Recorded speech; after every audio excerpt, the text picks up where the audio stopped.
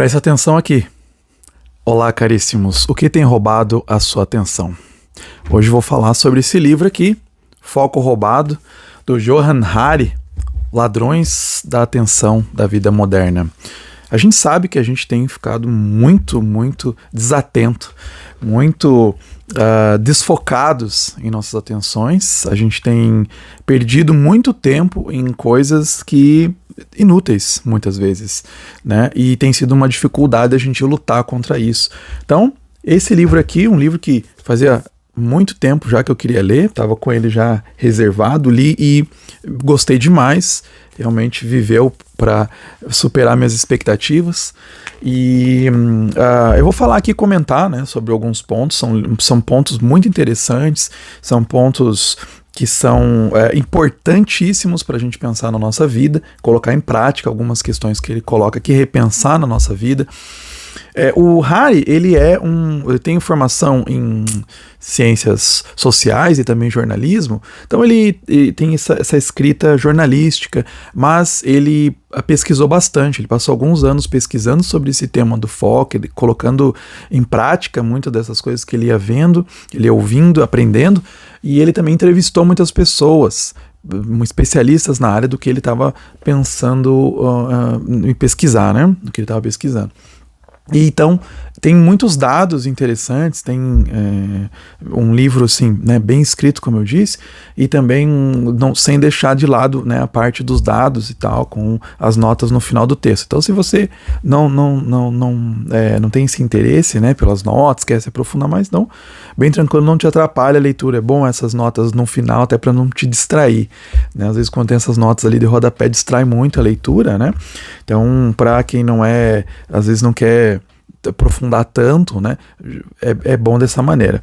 Mas para quem também gosta, quer ter mais livros, obras, mais referências para ir atrás, tem todas essas referências lá, né? Eu ficava consultando porque eu me interesso até como pesquisa, né? Me interesso pela minha pesquisa aí, esse tema. Então ele vai falar assim, que tem alguns problemas, né, que diagnósticos, a gente vê que a gente está muito distraído e muita distração acaba fazendo com que a gente não consiga atingir grandes objetivos, né? A gente fica distraído todo momento, então a gente não foca, não constrói grandes coisas e a gente tem perdido bastante tempo com isso, né? E para ele, o diagnóstico do Hari, já inicialmente, antes de eu entrar em detalhes no livro, é que essa desatenção ela não causa só um problema para indivíduos, mas para toda uma sociedade, né? Gera uma crise social bem grande, né? Eu vou falar sobre isso mais. Então, a gente pode resolver isso. A gente pode pensar, né, como comunidades, como indivíduos, mas mais ainda, né, como sociedade, pensar em reverter isso. Então, ele apresenta no livro 12 grandes forças que têm nos tornado distraídos no mundo de hoje. Tá? São mais de 12 capítulos, porque alguns se desdobram, mas são 12 grandes forças e eu vou falar essas forças uma por uma, comentar brevemente. Então, a primeira força é o aumento da velocidade, da mudança de tarefas e da filtragem. Então, assim, né, a gente vê que acelerou demais. A informação, a quantidade que a gente recebe de informação é imensa, muito mais do que recebiam os nossos pais, os nossos avós. É absurdo, a gente está vivendo numa grande aceleração, né, de tudo, a gente recebe muita quantidade de informação e aí o que a gente vai tentando fazer? Vai tentando fazer leitura dinâmica e tal, né, e a gente sabe que isso é muito ruim, né? Fragmenta demais o pensamento e a gente fica perdido. Então tem até aquela ideia vou fazer leitura dinâmica, né, que é um grande engodo, né, uma grande besteira, né? A gente as pessoas se perdem muito nessa leitura dinâmica, né? Então aquela coisa que se tem, né, aquela velha piada, né, que se fala, eu li o de Allen, acho que foi, não lembro quem que foi que falou isso, né? Eu li Guerra e Paz do Tolstói em uma sentada, né? Em poucas horas. Só sei que é sobre uma guerra lá na Rússia. Então, assim, né? Você vê que as guerras napoleônicas, né?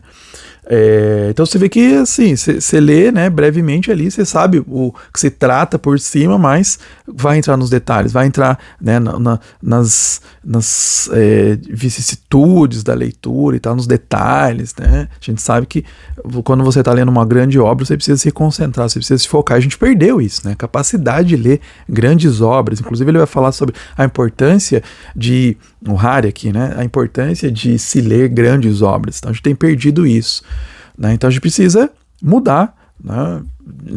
Porque ele tem uma frase bem boa, assim, que a lentidão alimenta a atenção, a velocidade acaba com ela. A velocidade acaba com a atenção. Então você precisa se concentrar, ler de maneira mais atenta. Acelerar não vai funcionar, não vai fazer, isso vai perder, a sua atenção vai ficar fragmentada. E a gente tem esse mito, né, o grande mito do multitask, eu sou multitask, tal. E ele vai mostrando vários dados, né, que na verdade é um engodo isso, né? Se você quiser ser mais produtivo, você tem que parar de querer fazer várias coisas ao mesmo tempo. Não tem segredo. Tem vários estudos que ele vai trazendo aqui para mostrar que multitask é errado, é ruim, não funciona, é péssimo, né? Então ele coloca assim 3 maneiras nessa parte do porquê que essa alternância constante que a gente faz entre tarefas, né, a gente enche de partes, né, janelas de tarefas que a gente está fazendo, a gente para e vai fazendo essa coisa, isso é muito ruim. Então isso acaba degradando muito a nossa capacidade de focar. Então são 3 maneiras principais assim que o multitask é ruim, essa mudança constante afeta a nossa maneira de pensar. Primeiro, o custo da mudança, porque cada vez que você muda para uma outra atividade, o cérebro tem que se reconfigurar, isso leva tempo, né? O desempenho cai e você fica mais lento. Eu li e gravei um vídeo aqui, tem no canal, sobre o relatório da Unesco sobre a questão da tecnologia em sala de aula. Excelente, né? Tem uma parte lá que mostra os estudos sobre a questão dos celulares em sala de aula. Então, quando uma criança, adolescente, até um adulto mesmo, ali de sala de aula, está assistindo uma aula, pega o celular, olha e volta depois de olhar, ele perdeu, né, um tempo, e tem estudos que mostram que demora até 10 minutos ou mais tempo para o cérebro voltar, para você voltar ao seu foco. Então, a gente tem feito isso, é normal, né? A gente no meio de assistindo um filme, no meio de uma palestra, no meio de uma aula, no meio de um filme, a gente pega o celular e vai vendo. Às vezes no meio das conversas com outras pessoas. Isso é extremamente danoso, né? Então, checar mensagens a todo momento, ficar olhando o celular a todo momento, tá desperdiçando processamento cerebral. O Hari cita um estudo da HP, da empresa, que eles examinaram o QI dos funcionários em 2 situações, né? Tá, você pode fazer críticas ao QI, mas enfim, fizeram então um exame do QI dos trabalhadores em 2 situações, distraídos e não distraídos. Então, distrair os funcionários, um monte de distração tecnológica e tal, e depois para outras pessoas, para as mesmas pessoas, na verdade, testando depois, sem distrações, né? Então, com as mesmas pessoas.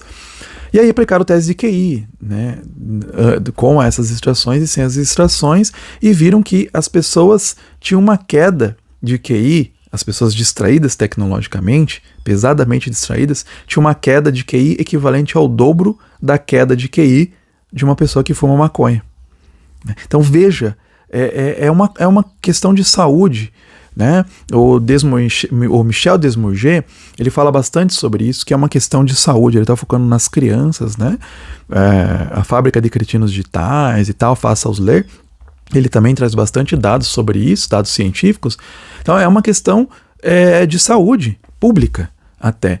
Pensa a queda de produtividade que a gente tem tido nos últimos anos por causa dos celulares. Então nas empresas, a todo momento, nas aulas e tudo, a gente com os celulares, né? Então é terrível. Isso foi o primeiro ponto aí que é o engodo multitask, né? O efeito do custo de mudança.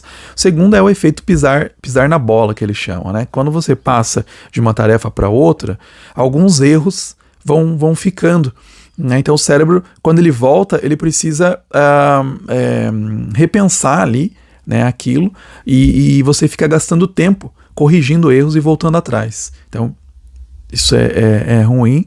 E o outro ponto é o dreno da criatividade, porque novos pensamentos de inovação, ele vem da moldagem de novas conexões no cérebro, né, a partir do que você vê, do que você ouve, do que você aprende.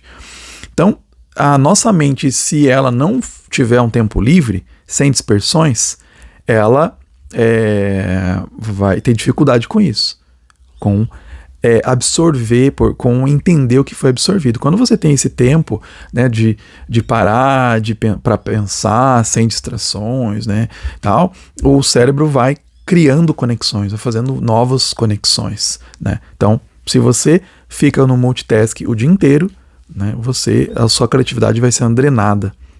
E o outro ponto também que ele fala, né, ele fala assim que esses 3 eram os principais, mas daí ele descobriu depois, pesquisando, um outro ponto que é a diminuição da memória, né, tem efeitos muito grandes na memória esse multitask, tá? Que a gente percebe, né, como é normal aí, né, como senso comum você já percebe esses problemas. Mas é muito interessante quando você traz esses dados, né? A força número 2 é a incapacidade do nosso estado de fluxo. Então, eu já tinha ouvido falar sobre essa teoria do flow, do fluxo, né? E eu não conhecia, né, de maneira mais aprofundada, fiquei muito interessante de ler, né? O livro, o autor que criou essa ideia, ou pelo menos ele desenvolveu, né? Percebeu isso, que é o Mihaly Csikszentmihalyi. É esse nome, né? Difícil de se pronunciar, mas o Mihaly, ele tem essa ideia do flow, né, e ele mostra bastante, ele percebeu isso em artistas, né, quando o artista está ali focado, ou qualquer pessoa que está focada numa coisa, ela parece que perde a noção do tempo, entra num transe hipnótico, e ela esquece de tudo que está à sua volta, né, então isso é extremamente importante para fazer uma atividade, uma boa atividade, né, você fazer um bom trabalho, você ler, né, então a gente tem perdido essa capacidade de entrar nos fluxos. Então, eu falo para os meus alunos que eles não têm mais capacidade de parar e ler um livro por 1 hora. Eles não conseguem fazer isso, não? E poucas pessoas conseguem me provar errado nesse sentido, né? A gente tem uma dificuldade muito grande de pegar, sentar, né, e ler. E você sabe que quando você entra e se concentra numa tarefa, você acaba realizando ela melhor. Seja uma obra artística, escrever um texto, fazer um trabalho para a escola, para a universidade, ou mesmo ler um livro, né? Eu li recentemente, né, alguns livros, Ulisses, do James Joyce, Em Busca do Tempo Perdido, né, do Proust, são livros que exigem que você entre no flow ali, senão você perde. Se você não consegue se concentrar totalmente para ler, você vai perder muita coisa. Você não consegue ler um livro desse assim, vou aqui ficar 5 minutos, 15 minutos, né, e vou conseguir ler e ter uma boa experiência. Não vai conseguir, você precisa dessa capacidade de sentar e ter plena atenção. Então você precisa ver como que eu posso fazer para ter esse flow, né? Ter essa capacidade, né? A gente precisa perceber que quando que a gente consegue fazer isso e fazer até mais atividades nesse sentido, né? O Albert Borgman fala das atividades focais, né, desconectadas. Então você descobrir o que você vai fazer? Jogar um jogo de tabuleiro, fazer uma caminhada, sei lá, até preparar, né, uma refeição. Quando eu estou fazendo aquilo, eu descobri o que faz você entrar, né, nesse modo de flow, porque a gente precisa retreinar o nosso cérebro, porque a gente vive numa sociedade que quer evitar isso, né? Não a sociedade, a tecnologia, né? As nossas tecnologias nos forçam a gente não entrar no estado de flow. É ruim você, por exemplo, entrar para ler um jornal, né, ou uma revista online, e você ficar ali meia hora lendo um jornal, lendo um texto. Isso é ruim para o sistema tecnológico. O objetivo é que você fique pulando de site em site, pulando para lá, porque isso gera cliques, isso gera renda, isso gera captura dos nossos comportamentos, né? Você ficar parado só não gera muito comportamento, então não gera muito captura de comportamentos, né? Então, por isso que as nossas tecnologias são treinadas, são produzidas para fazer com que a gente fique dispersos. Pois então, por isso nos leva, a consequência é que nós estamos muito cansados, né? Essa é a força número 3 do que o Harry cita, o aumento da nossa exaustão física e mental. Quem conhece, né, o Byung-Chul Han, Sociedade do Cansaço, sabe do que ele está falando aqui. Ele não cita o Byung-Chul Han, mas a gente sabe disso, né, desses problemas que se tem aí. Muitos autores estão falando que a nossa tecnologia tem produzido cansaço, né? A falta de sono é um dos principais problemas que ele coloca nesse capítulo, tem causado esses problemas mentais, a nossa desatenção. Então tem vários autores que vêm falando sobre isso. Eu já citei o Michel Desmourget, ele fala bastante sobre questões do problema do sono, né? Então a gente não tem esse período de descanso, a gente acha, posso dormir 6 horas, que tô bem, mas a gente tem problemas de desatenção enormes, por isso que a nossa sociedade está cheia de problemas de atenção, cheia de problemas neurológicos, né? Ele fala bastante sobre o TDAH aqui no livro, tá? Tem umas partes que podem ser consideradas polêmicas, né? Eu fui conversando com o Bruno Porreca, né? Que trabalha bastante com essa questão e tal, psicólogo, né? E fui debatendo algumas ideias. O que você acha disso? É verdade o que ele está falando aqui, né? E realmente, muito do que ele trouxe aqui, sim, é corroborado pela ciência, né? É corroborado pelos estudos mais atuais sobre TDAH, como que a nossa tecnologia tem aumentado os diagnósticos de TDAH. Isso fique bem claro que não é causado, né? O TDAH não é causado pela tecnologia, mas o comportamento face às telas tem aumentado os diagnósticos, aumenta os sintomas do TDAH, tá? Aceleram os sintomas do TDAH, né? E é lógico, você fica ali com a sua tela, naquele jeito, vendo telas, vendo shorts rapidamente, né? Isso com certeza vai afetar a sua capacidade de foco, com certeza, né? Depois ele vai falando sobre como a gente perdeu a nossa capacidade da leitura. Eu já adiantei um pouco sobre isso, né? A nossa leitura tem ficado cada vez mais desatenta e rasa, né? Eu quero até ler uma parte aqui, uma citação aqui do livro, que ele fala assim, ó, a vida é complexa e que para você entendê-la, você precisa reservar uma boa porção de tempo e pensar profundamente a respeito. Precisa desacelerar. Há valor em deixar de lado suas outras preocupações e focar a atenção em uma coisa só. No caso, por exemplo, nos livros. Então, os livros nos ajudam a gente focar mais, a gente pensar mais detidamente, né? Porque você vai lendo na sua velocidade, não na velocidade que é imposta por você, né? Então, ele fala assim que a gente tem que deixar, né, um pouco mais a distração das redes e a gente focar mais em livros, porque a gente gasta horas nas redes sociais, a gente gasta 4 horas em redes sociais. Imagina se a gente gostasse metade desse tempo, 2 horas, lendo livros, né? A gente teria uma compreensão melhor, inclusive, do mundo que nos cerca, né? Então ele fala bastante, leia ficção para a gente compreender melhor as nossas emoções, as emoções dos outros, para a gente gerar mais empatia. Aí a quinta força aí é a disrupção da divagação mental. A gente não tem mais tempo para divagar, né? Então o divagar, né, devagar a mente, a gente ficar, né, ter um ócio criativo que alguns falam, né, ele gera criatividade. A gente gera conexão quando a gente está, às vezes, não pensando, né, naquela coisa específica, naquele problema específico. A gente está lá, né, caminhando, tá só ouvindo uma música, sem fazer outras coisas. É nesse momento que a gente pode ter insights, né, muito importantes. E a gente não tem mais isso. A gente não. Todo momento, a gente tem 5 minutos, pega o celular para ver. A gente não faz mais divagação, né? Isso é extremamente importante. Então a gente repensar isso na nossa vida, colocar momentos, né, intencionais de divagar. É importante. Nossa sociedade acelerada não quer que a gente faça isso, mas a gente tem que resgatar isso. A força 6, ele vai falar sobre a ascensão da tecnologia que nos rastreia e manipula, tá? Então na verdade são 2 capítulos sobre esse tema.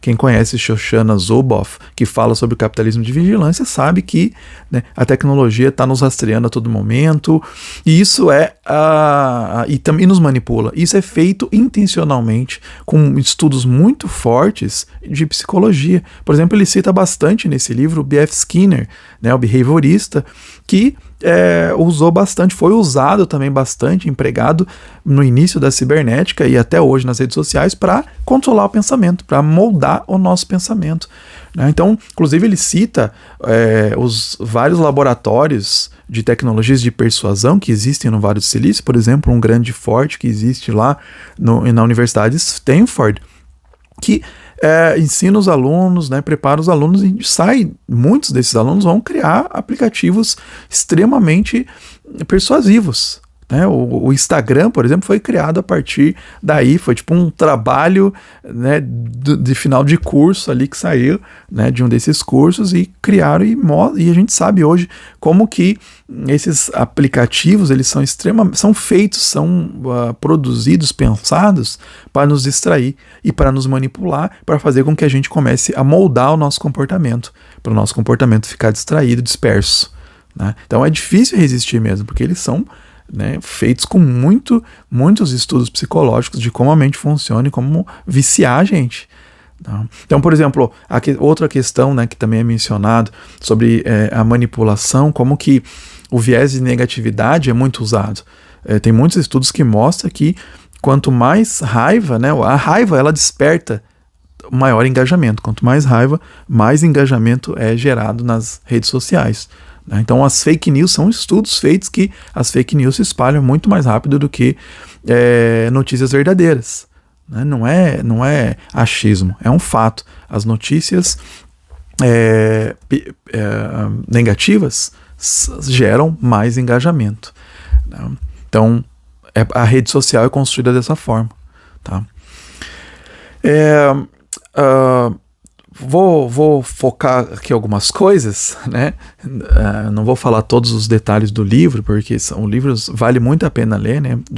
Essas forças são muito interessantes, algumas novidades. Para quem está lendo bastante, tem algumas coisas novas, mas tem muitas coisas que são reforçadas, né? Que a gente já viu em outros lugares, né? Eu já mencionei aí o Desmurger, a Shoshana Zuboff e tal, né? O Bill Churran, mas ele traz algumas novidades, né? E, então, por exemplo, nessa questão do TDAH e tal, tem a força número 8 ali, que ele fala sobre o surto do estresse contemporâneo e como ele desencadeia a vigilância. Então nós estamos a todo momento vigilantes, então a nossa mente não para, né? A gente está ativo toda hora vigilante, com estresse, com problemas, e isso é muito problemático para a atenção, né? A gente não consegue focar, porque a gente está sempre alerta em alguma coisa que vai acontecer. A Marianne Wolf, naqueles livros onde no livro quando ela fala sobre a questão da leitura, né, do foco na leitura, ela faz a neurociência da leitura, ela vai falar como que, na verdade, o ato de ler ele é antinatural. É porque você precisa focar e desconectar das interferências externas. Isso naturalmente não é comum, não é normal, porque o ser humano, os animais, eles têm que ficar atentos, porque eles podem ser mortos por algum predador.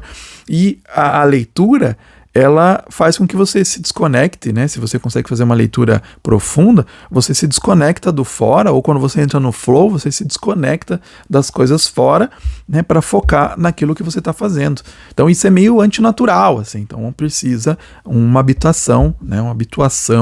Uma exigência de você mudar seu comportamento. E as redes sociais, os celulares, querem outra coisa. Então a gente precisa até reformular os nossos ambientes na nossa casa, porque tem criado crianças que são super desatentas, porque o próprio ambiente, né, às vezes é um caos, né, nas nossas casas, de barulho, de bagunça, de foco, né, e as crianças vão ficando desatentas, nós somos desatentos.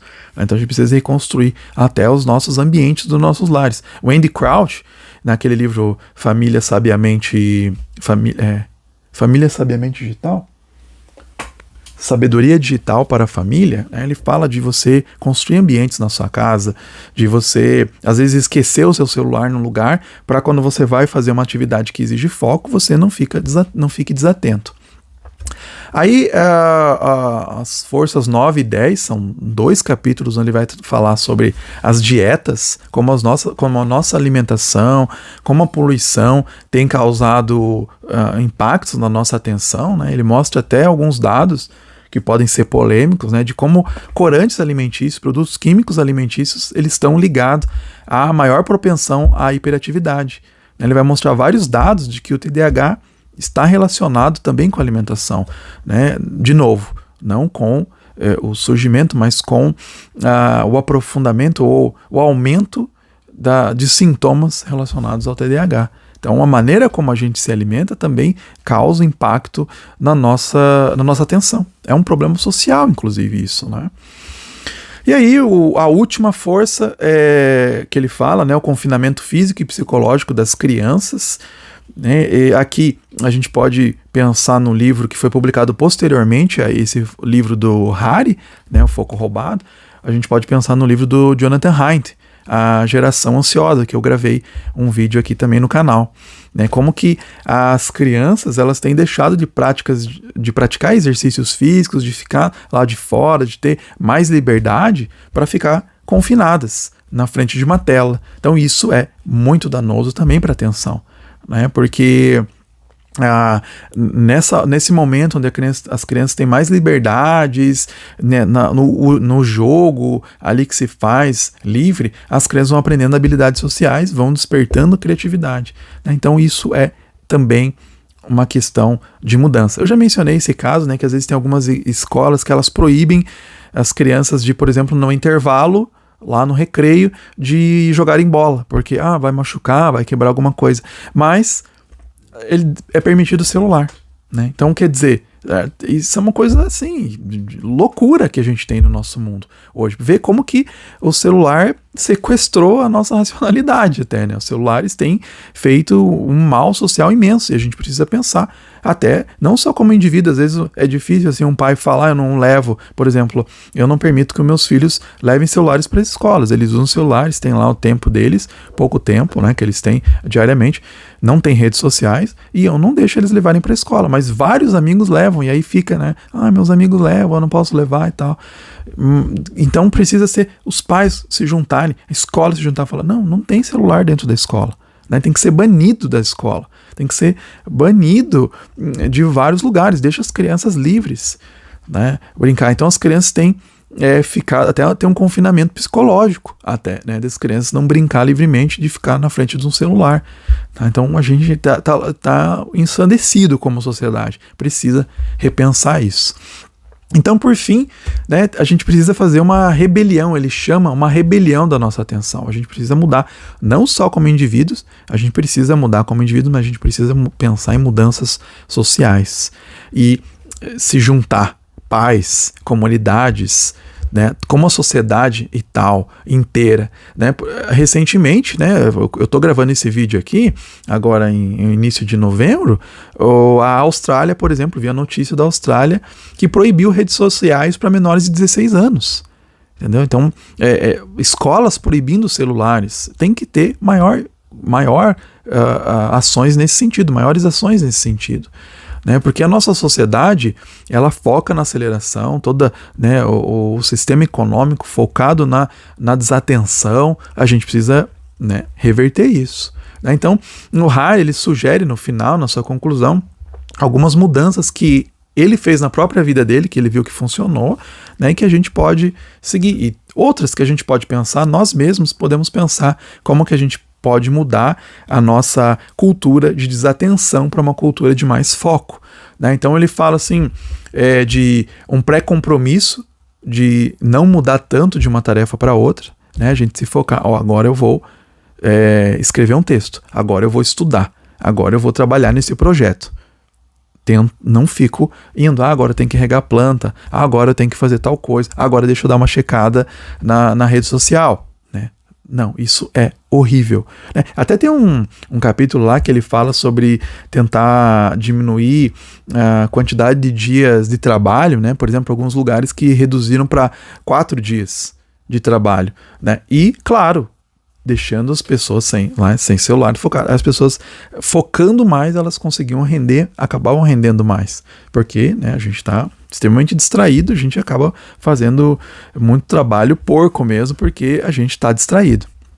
Outro, como que a gente pode tentar buscar, o Harari está falando, como é que a gente pode tentar buscar um estado de fluxo, né? O flow. Como é que a gente pode acessar a nossa mente para a gente focar mais profundamente? Então a gente precisa fazer exercícios mentais, né? Precisa fazer mudanças estruturais na nossa casa, nossa residência, no nosso local de trabalho, para a gente focar mais, tentar focar mais profundamente, para a gente fazer atividades mais profundas, mais focadas.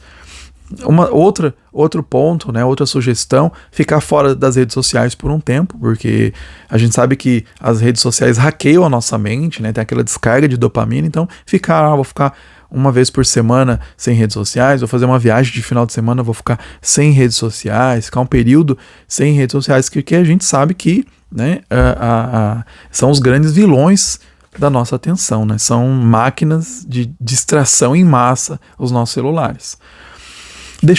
Outra sugestão, deixar mais a nossa mente devagar. Eu gosto muito, escrevi um texto, é um capítulo do meu livro sobre o caminhar como uma disciplina espiritual, né? Porque a gente vai, nesse momento, refletir desconectado, às vezes sem até, pode ter uma música ou não, né? Mas sem celulares, só caminhar.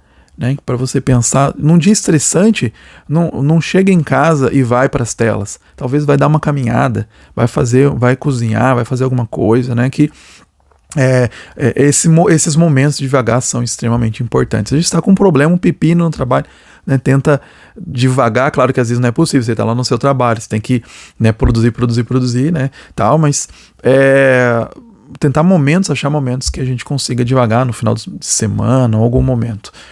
Outro ponto importante, dormir direito.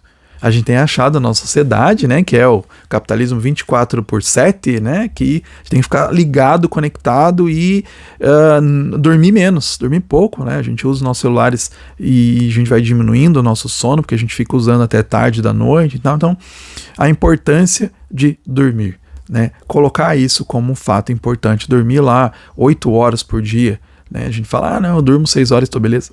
Muito ruim, muito mal. Isso tem produzido, né, uma sociedade doente, cansada, estressada. Por último, deixar as crianças brincarem livremente, né? Uma coisa que veja mais sobre isso no vídeo que eu gravei sobre a geração ansiosa, né, que é extremamente importante e vai mudar muito a nossa sociedade, né? Então, a nossa crise de atenção, né, finalizando aí, tem nos privado de bons pensamentos, até de boas conversas. Até a democracia tem sofrido com isso. Vários problemas que a gente tem aí na frente, a crise ambiental, a gente não tem conseguido resolver, porque a gente está, né, desfocados. Né? Então a gente precisa resolver essa crise de atenção. Deixa eu ler aqui para finalizar uma coisa que ele fala. Né? Então, se a nossa atenção continuar a ser destruída desse jeito, o ecossistema não esperará pacientemente que recuperemos nosso foco. Entrará em colapso e arderá em chamas. No início da Segunda Guerra Mundial, o poeta inglês Oden, refletindo sobre as novas tecnologias de destruição criadas pelos seres humanos, falou: devemos amar-nos uns aos outros ou morrer. Então agora é hora de focarmos juntos ou enfrentar os incêndios sozinhos. Então esse é um chamado, né, do Hari aqui para a gente focar, para a gente pensar comunitariamente, pensar como sociedade, como que a gente pode recuperar o nosso foco.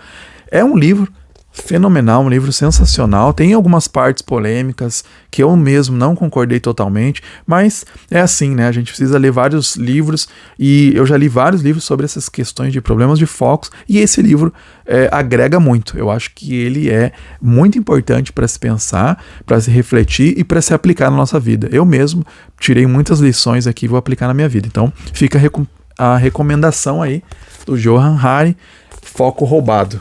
Como contornar os ladrões da atenção moderna.